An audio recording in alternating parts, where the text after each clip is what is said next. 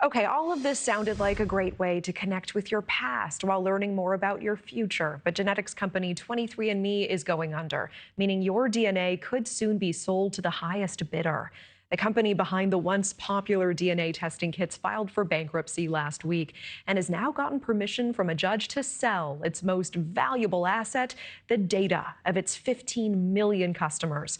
How is this legal? To break it all down, we are joined by attorney Matt Murphy. Matt, always good to see you. Thanks for taking the time.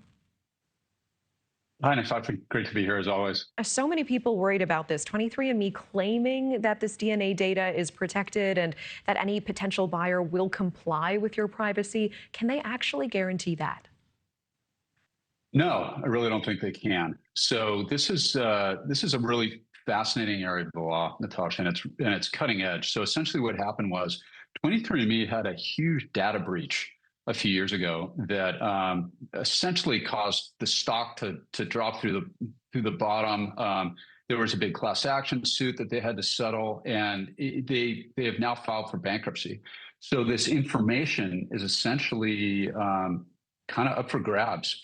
Because it's not medically related, or at least there's no law that designates it like that, all these medical privacy laws that we're so familiar with these days, HIPAA and other things, they don't really apply to this. So for people that submitted their DNA and their genetic information for, ancestry determination and that sort of thing, now essentially looks like it's up for grabs, and there doesn't really seem to be any parameters regarding its use. Okay, and it seems like the obvious thing to do is to go in right away. We see California's Attorney General urging users to delete their data.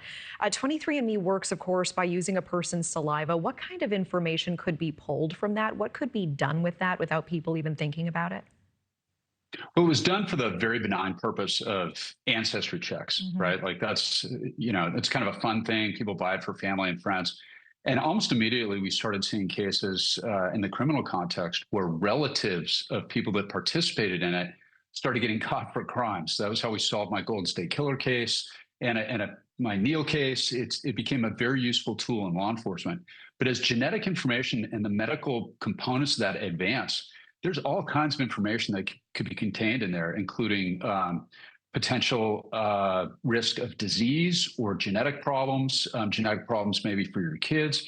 And there's just really no way of knowing right now where the science is going to lead and what people are going to be able to determine based on your genetic profile. So could you be denied a job because you're at a higher risk for some sort of congenital disease? Could you be denied health insurance? There's a whole array of potential problems. So I think that's why the California Attorney General has recommended that people delete it. I don't know.